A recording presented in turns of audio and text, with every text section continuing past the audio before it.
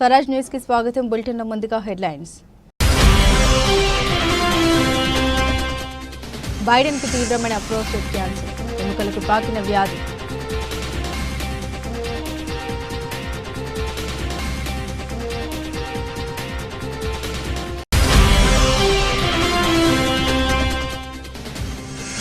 మళ్లీ ఉధృతంగా కరోనా వ్యాప్తి, కొత్త వ్యాక్సిన్ కు America green signal.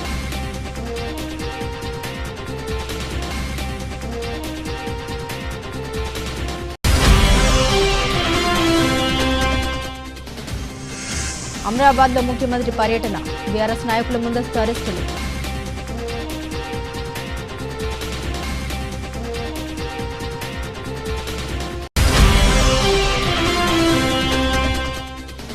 Kantamneni Ravishankar కు చెందిన తెలుగు వన్ డిజిటల్ మీడియా వజ్రోత్సవం, హాజరైన సీఎం చంద్రబాబు.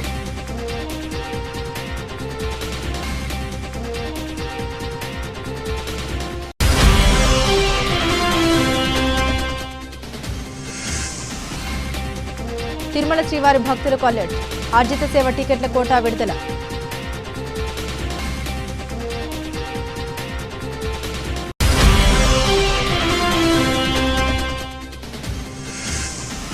నష్టాల్లో మొదలైన మార్కెట్లు, 106 పాయింట్ల పతనమైన సెన్సెక్స్.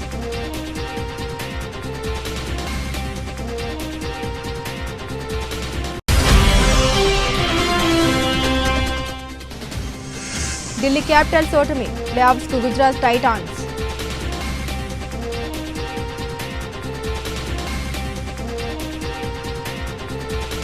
అమెరికా మాజీ అధ్యక్షుడు జో బైడెన్ తీవ్ర అనారోగ్యానికి గురయ్యారు. ఆయనకు అత్యంత తీవ్రమైన ప్రోస్టేట్ క్యాన్సర్ సోకినట్లు వైద్యులు నిర్ధారించారు.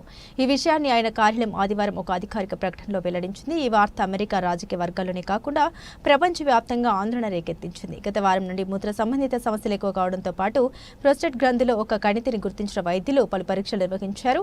ఈ పరీక్షల అనంతరం గత శుక్రవారం జో బైడెన్ కు ప్రోస్టేట్ క్యాన్సర్ ఉన్నట్లు తేలిందని ఆయన కార్యాలయ ప్రతినిధులు తెలిపారు. వ్యాధి తీవ్రతను సూచించే గ్లీజర్ స్కోర్ 9 గ్రేడ్ గ్రూప్ 5 గా ఉందని, క్యాన్సర్ కణాలు ఎముకలకు కూడా విస్తరించాయని మెటాస్టాటిస్ ప్రకటనలో పేర్కొన్నారు. అయితే ఈ క్యాన్సర్ హార్మోన్లకు స్పందించే తత్వం కలిగి ఉండడం కొంత ఊరటనిచ్చే అంశమని, దీనివల్ల సమర్థవంతమైన చికిత్స అందించేందుకు వీలు ఉంటుందని వైద్యులు భావిస్తున్నట్లు సమాచారం. ప్రస్తుతం మాజీ అధ్యక్షుడు బైడెన్, ఆయన కుటుంబ సభ్యులు వైద్య నిపుణులతో కలిసి అందుబాటులో ఉన్న చికిత్స మార్గాలపై సమీక్ష జరుపుతున్నారని కార్యాలయం వివరించింది. 82 ఏళ్ల బైడెన్ ఈ ఏడాది ఆరంభంలో అధ్యక్ష పదవి నుండి వైదొలిగిన సంగతి తెలిసిందే. బైడెన్ అనారోగ్య వార్త తెలియగానే రాజకీయాలకు అతీతంగా పలువురు నాయకులు స్పందించారు. జో బైడెన్ అనారోగ్య నిర్ధారణ గురించి విని నేను, మెలానియా విచారం వ్యక్తం చేస్తున్నాం. జిల్ కుటుంబ సభ్యులకు మా ప్రగాఢ సానుభూతి తెలియజేస్తున్నాం. జో త్వరగా విజయవంతంగా కోలుకోవాలని ఆకాంక్షిస్తున్నాం అని ట్రూత్ సోషల్ మాధ్యమంలో ట్రంప్ పోస్టు చేశారు. బైడెన్ త్వరగా కోలుకోవాలని మాజీ అధ్యక్షుడు బరాక్ ఒబామా ఆకాంక్షించారు. బైడెన్ అధ్యక్షుడిగా ఉన్న సమయంలో ఉపాధ్యక్షురాలిగా పనిచేసిన కమలా హ్యారిస్ కూడా స్పందిస్తూ జో ఒక యోధుడు, ఈ సవాలును కూడా ఆయన ఎప్పట్లాగే ధైర్యంగా ఎదుర్కొంటారని నాకు తెలుసని ఎక్స్లో పోస్టు చేశారు. మాజీ అధ్యక్షుడు బరాక్ ఒబామా సైతం బైడెన్ త్వరగా కోలుకోవాలని ఆకాంక్షించారు. డెమోక్రటిక్ పార్టీ చట్టసభ సభ్యుడు రో ఖన్నా కూడా స్పందిస్తూ ఇటీవల నిర్ధారణ క్యాన్సర్ను ఓడించడానికి జో బైడెన్ ఆయన కుటుంబం కోసం ప్రార్థిస్తున్నారు. ఆయన జిల్ ఎప్పుడు పోరాట యోధులే. ఈ సవాల్ను కూడా వారు ధైర్యంగా హుందాగా ఎదుర్కొంటారని నాకు నమ్మకం ఉందని ఎక్స్లో పేర్కొన్నారు. గతంలో బైడెన్ అధ్యక్షుడిగా ఉన్న సమయంలో కూడా ఆయన ఆరోగ్య, మానసిక చురుకుదనంపై పలు ప్రశ్నలు తలెత్తాయి. చాలా మంది డెమోక్రాట్లు కూడా ఆశ్చర్యం, నిరాశ వ్యక్తం చేసిన సందర్భాలు ఉన్నాయి. కాగా బైడెన్ కుమారుడు బైడెన్ 2015 క్యాన్సర్తో మరణించిన విషయం విదితమే. అప్పటి నుండి బైడెన్ మొదటి ఉపాధ్యక్షుడిగా, బరాక్ ఒబామా హయాంలో ఆ తర్వాత 2021 నుండి అధ్యక్షుడిగా క్యాన్సర్ నివారణకు మూన్ షాట్ కార్యక్రమానికి నాయకత్వం వహిస్తున్నారు. ఇప్పుడు ఆయన స్వయంగా క్యాన్సర్ బారిన పడడం విచారకరం.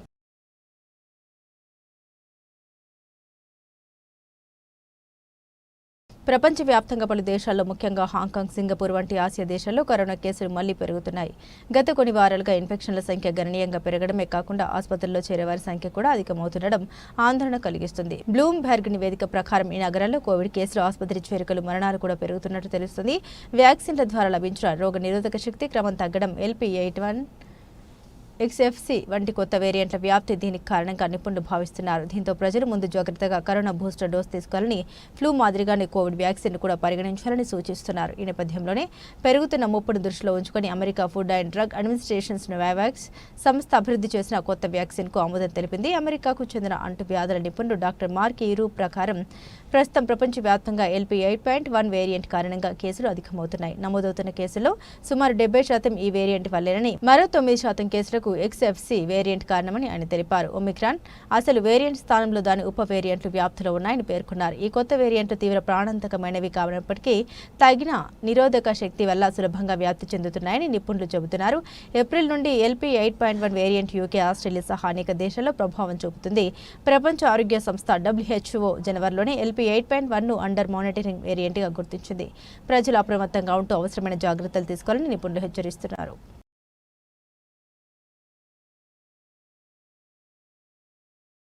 ముఖ్యమంత్రి రేవంత్ రెడ్డి మరి కాసేపట్లో నాగర్ కర్నూలు జిల్లా అమ్రాబాద్ మండలం మాచవరంలో పర్యటించనున్నారు. ఈ నేపథ్యంలో పోలీసులు అక్రమ నిర్బంధాలకు పాల్పడుతున్నారు. అమ్రాబాద్ మండలంలోని బీఆర్ఎస్ శ్రేణులు చెంచు నాయకులను ముందస్తు అరెస్టు చేశారు. ఈ సందర్భంగా పలువురు చెంచు నాయకులు మాట్లాడారు. చెంచుల కోసం తీసుకొచ్చిన పథకాల్లో భాగంగా పొడు భూములు కలిగిన కొంతమంది రైతులకు ఈ పథకాన్ని పరిచయం చేస్తున్నారన్నారు. అదేవిధంగా చెంచుల అభివృద్ధి కోసం మన్ననూరులో ఐటీడీఏ కార్యాలయాన్ని ఏర్పాటు చేయాలని డిమాండ్ చేశారు. గతంలో ఇక్కడున్న ఐటీడీఏ కార్యాలయాన్ని ఇతర ప్రాంతాలకు తరలించారని, దాన్ని తిరిగి మన్ననూరుకు తీసుకురావాలన్నారు. చెంచుల కోసం ఏర్పాటు చేసిన ముఖ్యమంత్రి సమావేశానికి చెంచు నాయకులను అరెస్టు చేయడం ఏంటని ప్రశ్నించారు. హామీ ఇచ్చిన అన్ని పథకాలను అమలు చేస్తామని చెప్పుకునే కాంగ్రెస్ ప్రభుత్వం లంబాడి గిరిజనులు అరెస్టు చేయడం ఏంటన్నారు. అరెస్టు అయిన వారిలో చెల్లపల్లి గ్రామానికి చెందిన చెంచు నాయకులు మల్లికార్జున గురవయ్య ఉన్నారు. హైదరాబాద్ పాత బస్తీలోని గుల్జర్ హౌస్ ప్రాంతంలో సంభవించిన ఘోర అగ్ని ప్రమాదంలో మృతి చెందిన వారి కుటుంబాలకు ముఖ్యమంత్రి రేవంత్ రెడ్డి 5 లక్షల చొప్పున తక్షణ ఆర్థిక సహాయం ఎగ్జిగ్రేషియా ప్రకటించారు. ఈ దురదృష్టకర సంఘటనలో 17 మంది అమాయకులు ప్రాణాలు కోల్పోవడం పట్ల ఆయన తీవ్ర దిగ్భ్రాంతిని వ్యక్తం చేశారు. మృతుల ఆత్మకు శాంతి చేకూరాలని ప్రార్థిస్తూ వారి కుటుంబ సభ్యులకు తన ప్రగాఢ సానుభూతిని వ్యక్తపరిచారు. ప్రమాద వార్త తెలిసిన వెంటనే ముఖ్యమంత్రి రేవంత్ రెడ్డి హుటాహుటిన స్పందించారు. అగ్నిమాపక పోలీసు ఉన్నతాధికారులతో ఫోన్లో మాట్లాడి సహాయక చర్యల పురోగతిని ఎప్పటికప్పుడు ఆరా తీశారు. రేవంత్ రెడ్డి ఘటనా స్థలంలో సహాయక చర్యల్ని వేగవంతం చేయాలని, క్షతగాతులకు మెరుగైన వైద్య సేవలు అందించాలని అధికారులను ఆదేశించారు. ఈ దుర్ఘటనపై సమగ్ర విచారణ జరిపి ప్రమాదానికి గల కారణాలను లోతుగా దర్యాప్తు చేయాలని స్పష్టం చేశారు.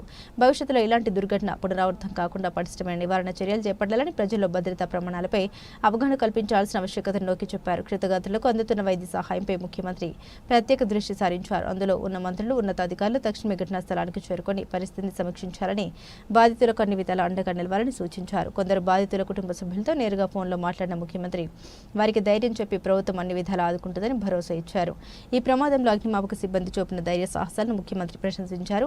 ప్రాణాలకు తెగించి మంటలో చిక్కుకున్న సుమారు 40 మందిని వారు సురక్షితంగా కాపాడగలిగారని తెలిపారు. వారి సకాల స్పందన వల్ల మరిన్ని ప్రాణ నష్టం జరగకుండా నివారించగలిగామని అన్నారు. ప్రభుత్వం బాధితులందరికీ అండగా ఉంటుందని, వారికి అవసరమైన సహాయ సహకారాలు అందిస్తుందని సీఎం రేవంత్ రెడ్డి పునరుద్ఘాటించారు.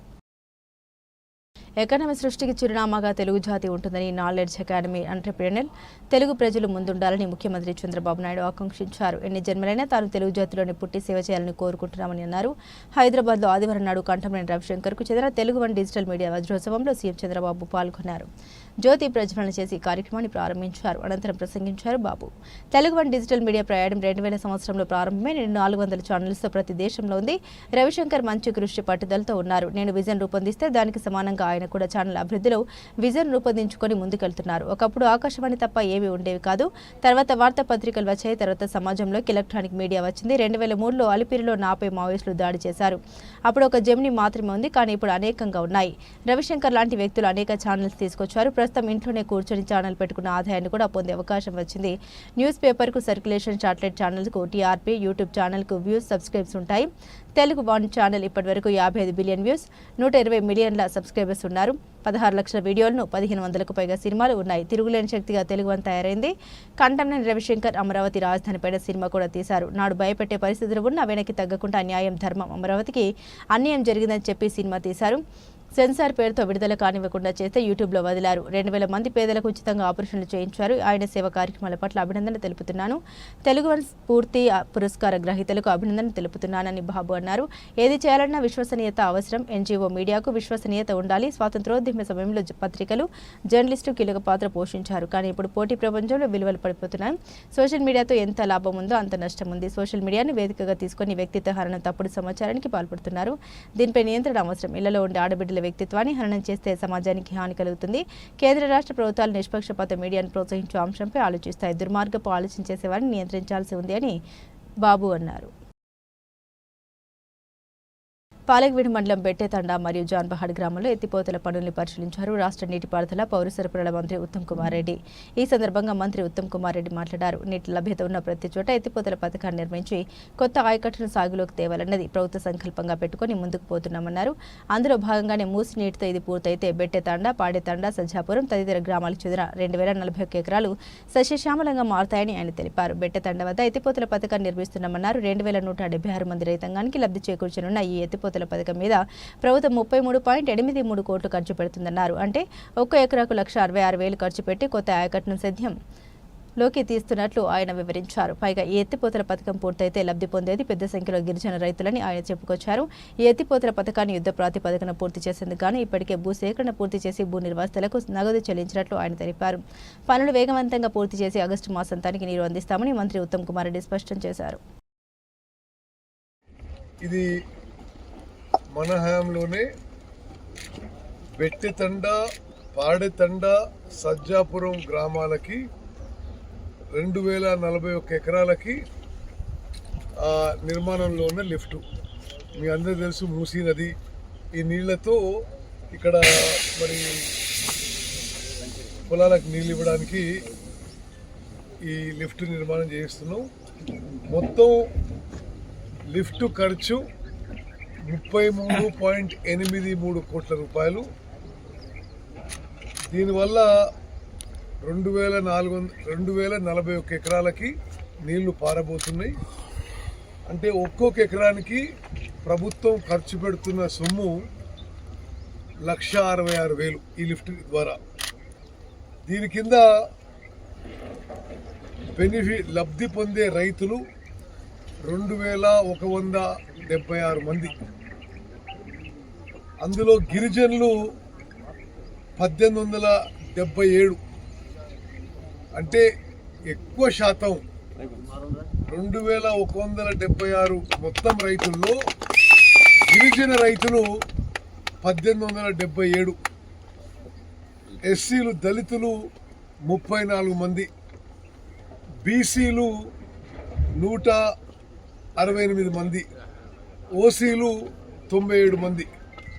ఓకే, ఇది మరి 2,000 హనుమంతరావు ఎప్పటికి చేస్తావు మరి? ఇది ఇంకొన్ని మిషన్లు మ్యాన్ పవర్ పెట్టు. నువ్వు తెలుగులో నీకు పనిచ్చినావు. ఓకే, వార్ ఫుటింగ్ లో పూర్తి చేయాలి. ఓకే,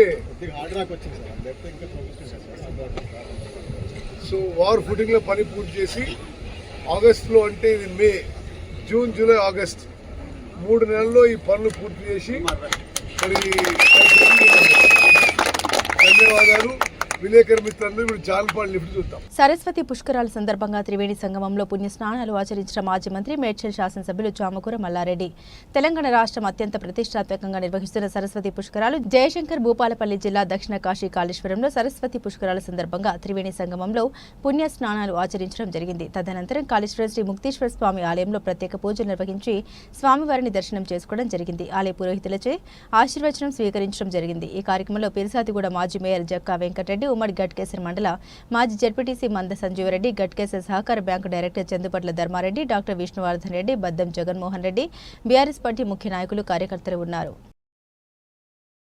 కేవలం 3 గంటల్లోనే ఆపరేషన్ సింధూర్తో భారత సైనికుల వీరోచిత పోరాట పటిమ, యావత్ భారతదేశం శక్తి సామర్థ్యాలను ప్రపంచానికి చాటి చెప్పామని ఇది భారత సైనికుల ఘన కీర్తిగా రాష్ట్ర దేవాదాయ శాఖ మంత్రి ఆనం రామనారాయణ రెడ్డి తెలిపారు. ఆపరేషన్ సింధూర్ విజయాన్ని గర్విస్తూ భారత సైనికుల పరాక్రమ వీరత్వాన్ని కొనియాడుతూ దేశభక్తికి ప్రతీకగా ఆత్మకూరు చరిత్రను నిలిచేలా ఆదివారం సాయంత్రం తిరంగ యాత్ర నిర్వహించారు. తిరంగ యాత్రను రాష్ట్ర దేవాదాయ శాఖ మంత్రి ఆనం రామనారాయణ రెడ్డి జెండా ఊపి ప్రారంభించారు.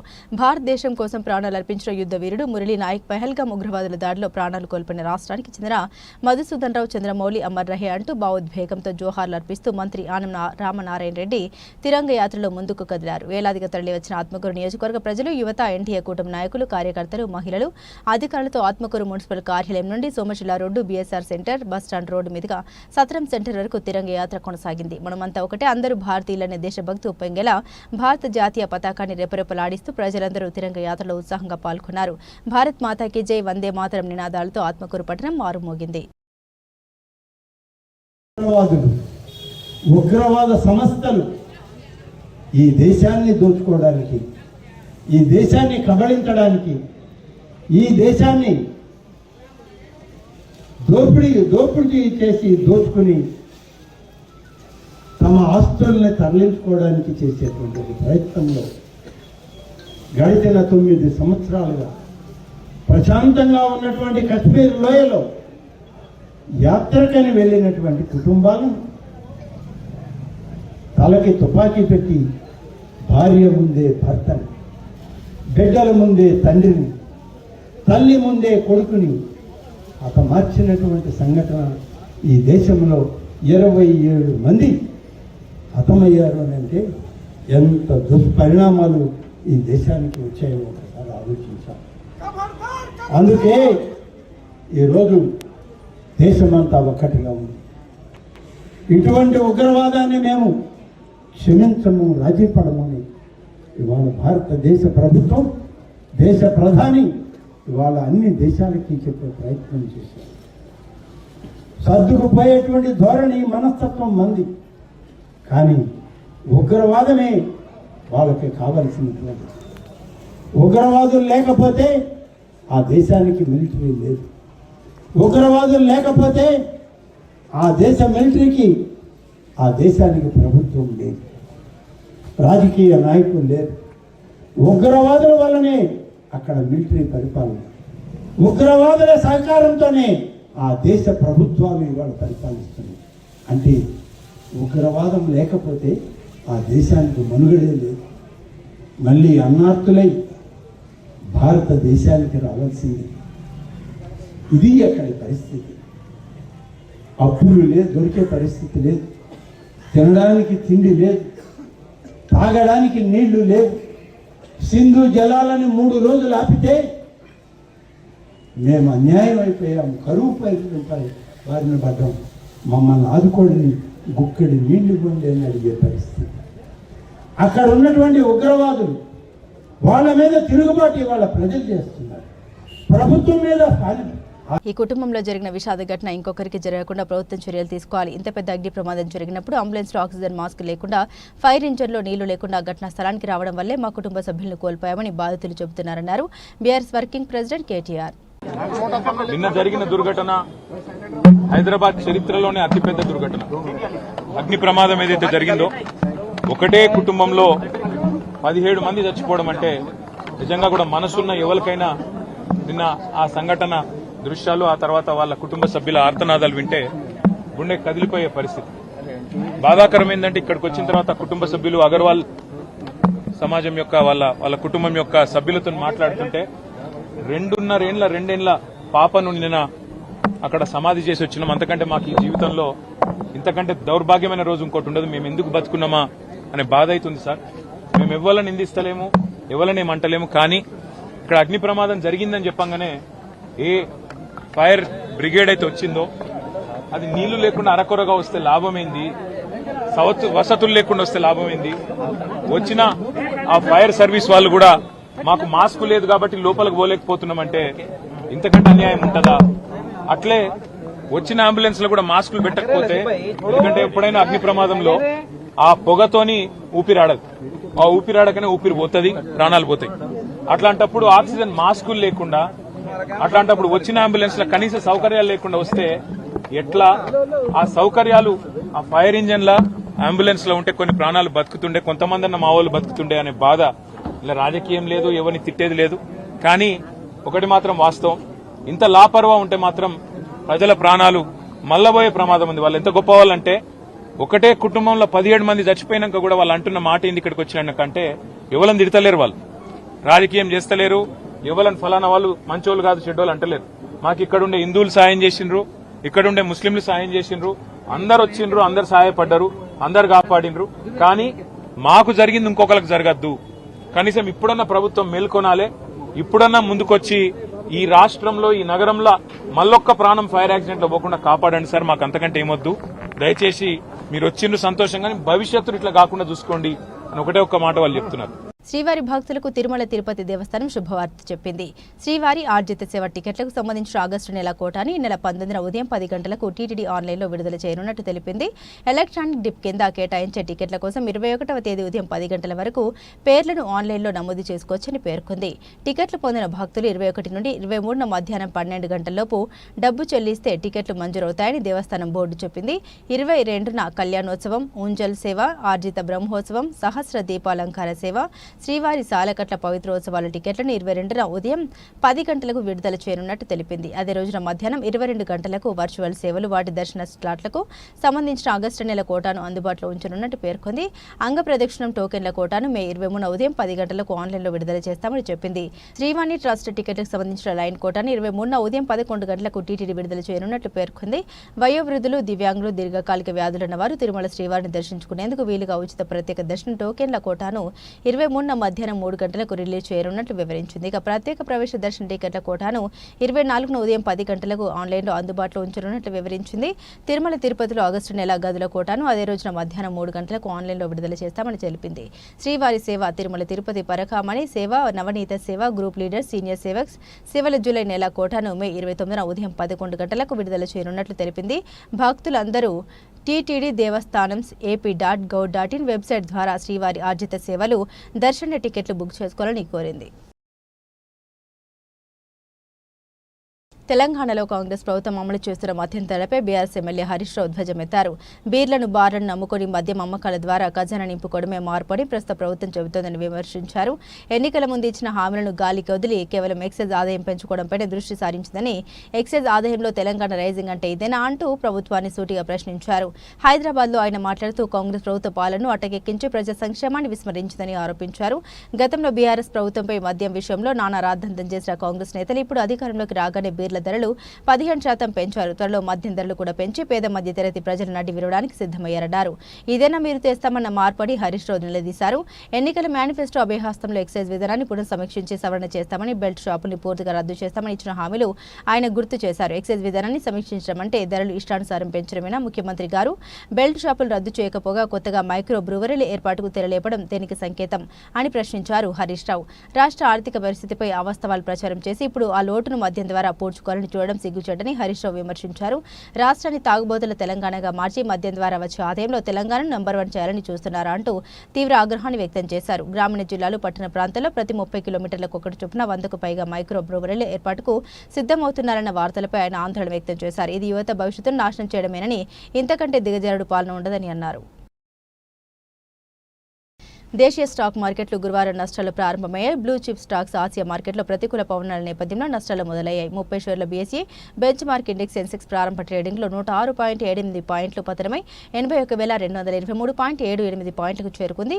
ఎన్ఎస్ఈ నిఫ్టీ 38.45 పాయింట్లు తగ్గి 24,628.45 పాయింట్లకు చేరుకుంది. ప్రస్తుతం సెన్సెక్స్ 280.95 పాయింట్లు తగ్గి 81,049.61 పాయింట్ల వద్ద కొనసాగుతుంది. నిఫ్టీ 58.85 పాయింట్లు తగ్గి 24,608.05 పాయింట్ల వద్ద ట్రేడ్ అవుతుంది. సెన్సెక్స్ లో Power Grid, IndusInd Bank, Axis Bank, Sun Pharma, Infosys, Mahindra and Mahindra, Kotak Mahindra Bank, HDFC బ్యాంకులు నష్టాలు చవిచూశాయి. Tata Motors, Adani Sports, Tata Steel, Tech Mahindra, UltraTech Cement లాభాలు నమోదు చేశాయి. ఇదిలా ఉండగా విదేశీ సంస్థాగత పెట్టుబడిదారులు బుధవారం 931.80 కోట్ల విలువైన షేర్లను కొనుగోలు చేశారు. ఆసియా మార్కెట్లో దక్షిణ Korea KOSPI, Japan Nikkei 225 index, Shanghai SSE composite index, Hong Kong Seng నష్టాలతో ట్రేడ్ అవుతున్నాయి. అరుణ్ జైట్లీ స్టేడియంలో ఢిల్లీ క్యాపిటల్స్తో జరిగిన మ్యాచ్లో గుజరాత్ టైటాన్స్ 10 వికెట్ల తేడాతో సూపర్ విక్టరీతో ఈ సీజన్లో ప్లేఆఫ్స్ చేరిన తొలి జట్టుగా నిలిచింది. ఢిల్లీ నిర్దేశించిన 200 పరుగుల లక్ష్యాన్ని టైటాన్స్ 19 ఓవర్లలోనే ఛేదించింది. సాయి సుదర్శన్, అజయ్ శతకానికి 61 బంతుల్లో 108 నాటౌట్, తోడు కెప్టెన్ శుభ్మన్ గిల్ 53 బంతుల్లో 93 నాటౌట్ మెరుపు ఇన్నింగ్స్తో ఆ జట్టు ఘన విజయం సాధించింది. ఢిల్లీ బౌలర్లు ఒక్క వికెట్ కూడా పడగొట్టలేకపోయారు. అటు మొదట బ్యాటింగ్ చేసిన DC star batter KL Rahul Ajay century 65 బంతుల్లో 112 నాటౌట్తో రాణించాడు. దీంతో నిర్ణీత 20 ఓవర్లలో ఢిల్లీ 3 వికెట్ల నష్టానికి 199 పరుగులు చేసింది. ఈ మ్యాచ్లో ఓపెనర్గా వచ్చిన రాహుల్ తొలి 18 బంతుల్లో కేవలం 17 పరుగులే చేశాడు. ఆ తర్వాత కాస్త గేర్ మార్చాడు. 3 ఓవర్లోని స్టార్ ప్లేయర్ డూప్లెసిస్ 5 నిష్క్రమించడంతో రాహుల్ అచ్చితూచి ఆడాడు. సిరాజ్ 5వ ఓవర్లో 2 వరుస బౌండరీలు బాదిన అతడు జబాడా 6వ ఓవర్లో 6-4-6తో పంతా మార్చాడు. 35 బంతుల్లో అర్ధశతకం పూర్తయ్యాక రాహుల్ పూర్తిస్థాయిలో జోరు పెంచాడు.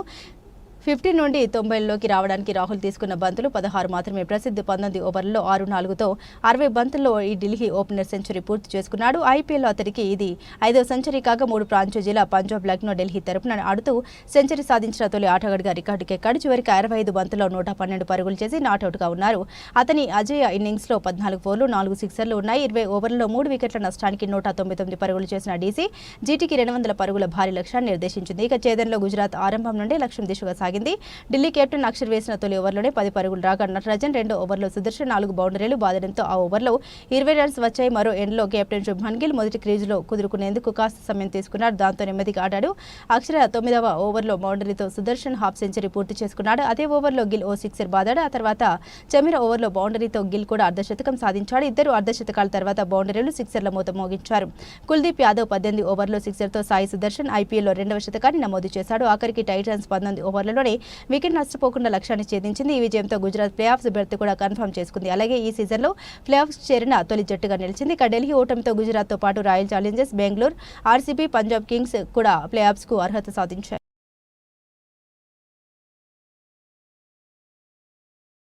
బులెటిన్ ముగించే ముందు హెడ్లైన్స్ మరోసారి. బైడెన్కు తీవ్రమైన ప్రోస్టేట్ క్యాన్సర్, ఎముకలకు పాకిన వ్యాధి.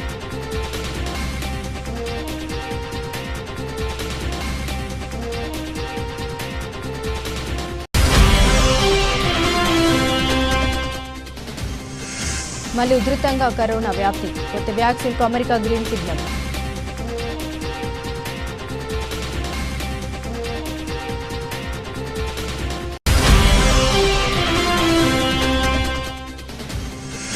అమరాబాద్లో ముఖ్యమంత్రి పర్యటన, బీఆర్ఎస్ నాయకుల ముందస్తు అరెస్టులు.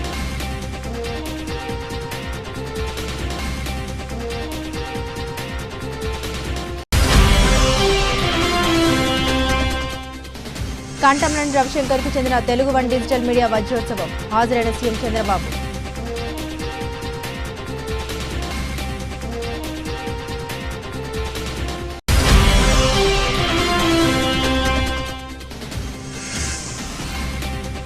తిరుమల శ్రీవారి భక్తులకు అలర్ట్, ఆర్జిత సేవ టికెట్ల కోటా విడుదల.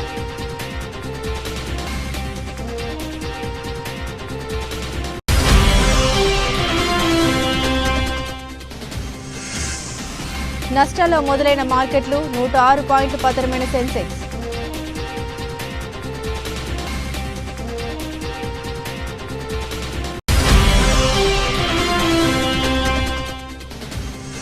ఢిల్లీ క్యాపిటల్స్ ఓటమి, ప్లే ఆఫ్స్కు గుజరాత్ టైటాన్స్.